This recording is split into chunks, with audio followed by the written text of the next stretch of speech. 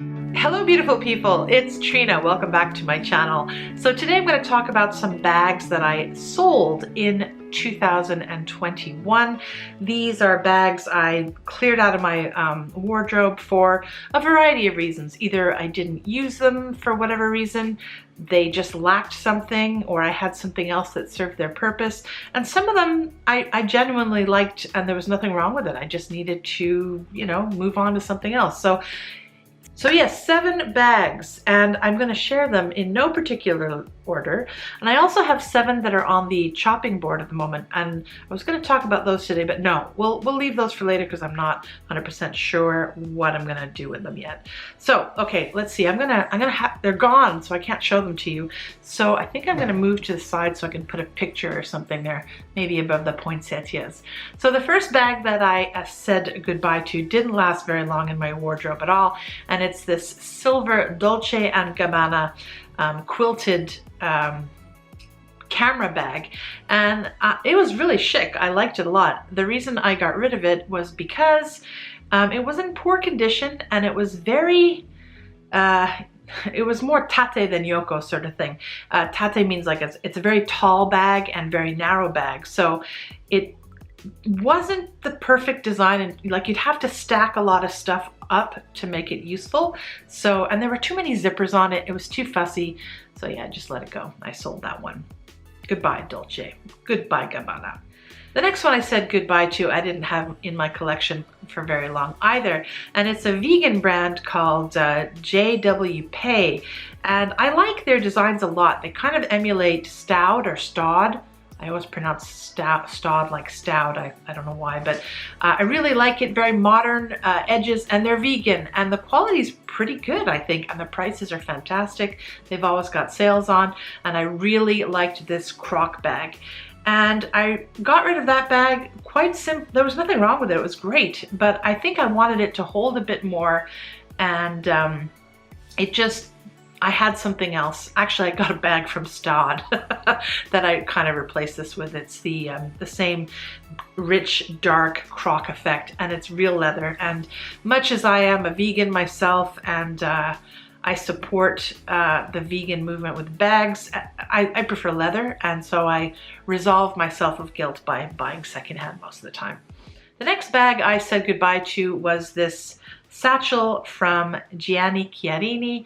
I really enjoyed this gum bag. It's obviously made of rubber, very resilient, and there was nothing wrong with that bag. I just decided that I wanted to make room in my wardrobe for other things, so I said goodbye to it.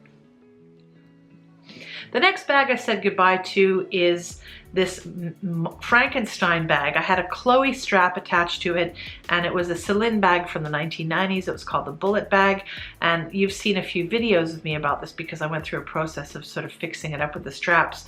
But at the end of the day, I decided that this too was a little bit too tall, so I had a lot of wasted space in the bag, and also it just ultimately really wasn't my style. It's more of a 70s vibe, and so I have a good friend of mine, and she has more of that vibe, and I thought it would be much more useful in her wardrobe than in mine.